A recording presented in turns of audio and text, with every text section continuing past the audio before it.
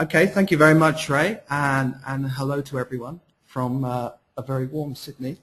I want to talk a little bit about using more kind of visual thinking in research, and particularly with a focus on emotion and measuring emotion. So, sort of roughly kind of three parts. Hopefully I'll spend most time on the last part, but talk a bit about how our brains think, which is much more visual than verbal. And of course that links then to the idea of emotions, and emotions obviously being in the unconscious part of the brain, again thinking non-verbally. So I'll then want to talk through a case study where we're going to look at some both positive and negative emotions and how imagery can really help people to express how they feel.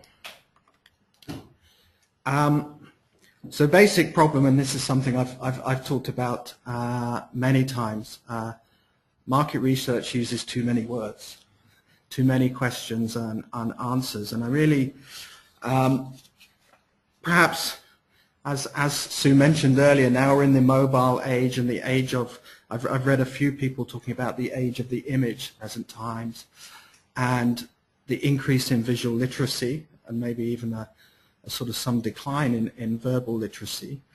But we do have the technology now to use imagery far more in research, so there's no kind of much less practical issue with doing that, particularly in quantitative research. Of course, qualitative research has used projective techniques for a long time, but now I think that they're open to all of us to use in research. And the kind of very obvious truth, but I thought I should put up this slide anyway. When you see these two different stimuli, I'm very confident that first of all, the first thing you'll look at is on the right and not the left, because our eyes are naturally drawn to that. But secondly, you will pretty much immediately get a very rich set of associations from the stimulus on the right. It'll probably take you a little bit more time to work out what's happening with the stimulus on the left, although in theory they're supposed to be about the same topic or the same idea. And the reality is the brain processes pictures kind of in the blink of an eye, essentially, and immediately knows the meaning and the relevance of that. And it's doing that at a very kind of subconscious level. And this is a trick when we come to talk about emotions, and really, if we want to talk to that part of the brain, we have to talk in a language which it understands, and that's a visual language. There's an estimate that the brain processes around 11 million pieces of information every second. That's sensory information, and that's kind of by far the biggest task that the brain does for us. Now 90% of that information is visual.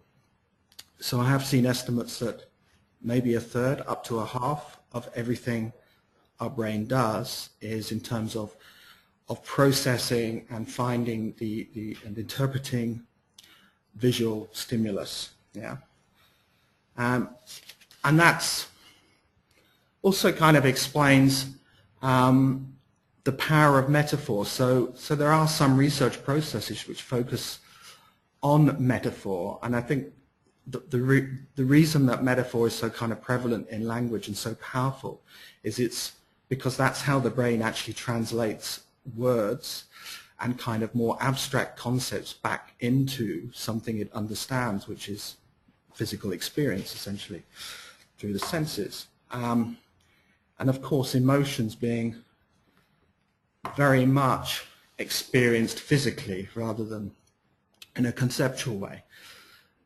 This is quite a long definition of emotion, but it's one that I like very much, and I put it up just to sort of, so I'm clear what I'm talking about when I say emotion.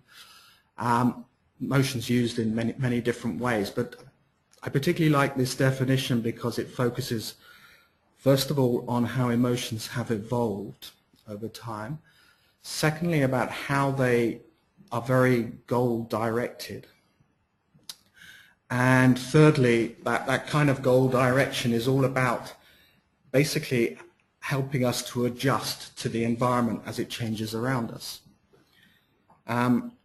So in the example I show you, when I'm talking about emotion, I'm talking about emotion in relation to what it tells us about whether people are achieving or not achieving the goals that they're looking for.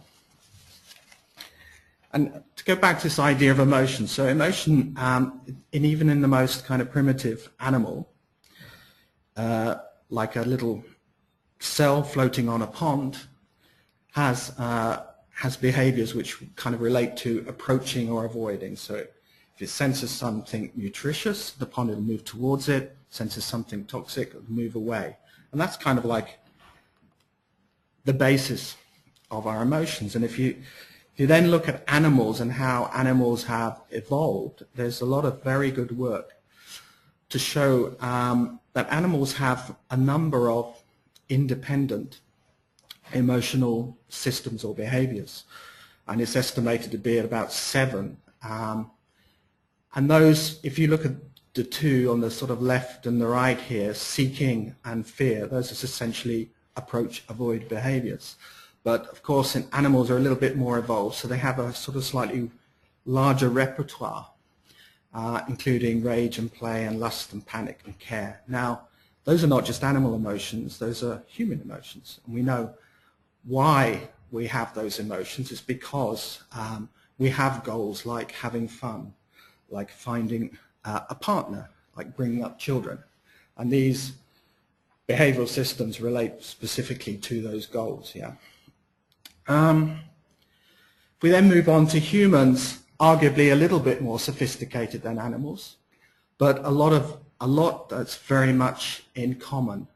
What you might notice is, if you're a fan of Maslow's hierarchy, is that some of the goals that come to humans, which you don't see in animals, relate to things which are a little bit higher up that hierarchy. But in the work that I'm doing, I focus on 12 of those goals. And I focus on them not because A, they're important in terms of explaining behavior, but B, they very much help us to understand brands and how brands work when they're successful. So you see that brands that do well tend to be very clear on what goal they're addressing in their customers, and then tend to focus what they do around that goal. And if I pick one example at the bottom of the chart here, IKEA. So IKEA is all about democracy and equality and access of everyone to well-designed, in inverted commas, furniture. And that's pretty much at the heart of all their communication, but it's even at the heart of the way they design the in-store experience as well. So everything about them and all the different touch points kind of focuses on that core idea and sells that idea, and it's something, of course, that is very much a need among a big group of customers. So how to apply this? So I'm going to show you an example which is based on the use of visual stimulus. This is a set of visual cards that I've developed, which reflect both the positive and negative emotions which relate to those 12 goals. And sort of just to recap, so the reason I use these and the reason I think they work very well is that they allow for very quick and spontaneous responses, very rich responses in terms of emotions. They don't need translation, which means that if I show a card in Sydney, I can show the same card in Jakarta, and people know what it means. They might interpret it differently, they might react differently to it, but in terms of a research process, I know that I've used the same stimulus, and that's not true when I use sort of questions and answers which have to be translated. And a final reason, humans think visually, and of course clients are humans as well. So I found that clients are very receptive as well to this as a way of kind of summarizing output from research to give them a sort of very clear visual idea of what people are thinking. It's very powerful too. So I want to talk about a particular business where I've worked both in terms of the external stakeholders and the internal stakeholders. And I'll talk first very quickly about the external feedback on this business's emotional profile as a brand, which is very clear. So they're seen as an authentic business, kind of relatively competitive within their set. And this is, by the way, this is data collected from across different markets in Asia and different kind of groups of clients or customers. They're seen as relatively clever or smart in the way that they understand their business, very supportive, but a little bit kind of faceless, a little bit unpersonal. When you talk to their customers about what they would like this business to be like, you get some slightly different responses. So they still want this business to be clever because they want them to understand them, but they want to understand them as an individual. So you get a lot more kind of responses on the top right of this model here in terms of understanding them as an individual, being curious about them, maybe being a little bit more innovative as well, and with a bit more face.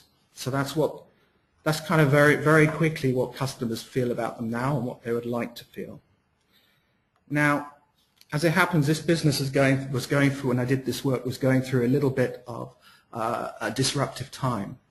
So I did a big piece of work as well looking at internal stakeholders, where you'll see quite a different emotional profile. And as I said, I think one of the great things about visual stimulus is it does allow people to express things that sometimes they find difficult. So you'll see in this chart, yes, they feel that their business, their company is quite innovative. They're very concerned with issues of control because they don't think there's enough of it, or rather they think that some things are a little bit chaotic in the business. They're quite optimistic about the company, but they feel that some people within the company, some senior people, are in denial. And they're relatively, well, mixed, but some are confident about the future, but there's also this feeling that they're being manipulated a little bit, both by senior managers, but also by the kind of regulatory environment that surrounds them. And so that's why some people feel the balloon might burst very soon. Now, to put that in a more quantitative way, you see this kind of profile with very much a focus on the archetype of the ruler, so big concern with control, both in terms of its positive and its negative aspects. Yeah. When you ask people, and this again, this is the internal staff, how would they like to feel, you get a very different profile. With the big areas being that they want to feel more connected with other people, so feel that there's sort of better sense of teamwork and less silos. And they want to be empowered to basically get on and do their job, as they feel at the moment that they're not able to do that. Yeah. So if you put that visually, feels a little bit like this. So very interesting how the use of the visual imagery allowed people to express what potentially would be quite kind of difficult things to talk about within their own company, but really gets to the heart of the issues that this business faced. So that's kind of pretty much what I wanted to say, and just sort of a summary.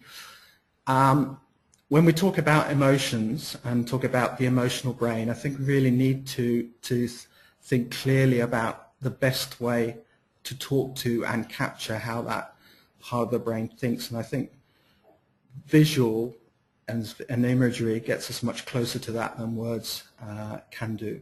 So thank you very much.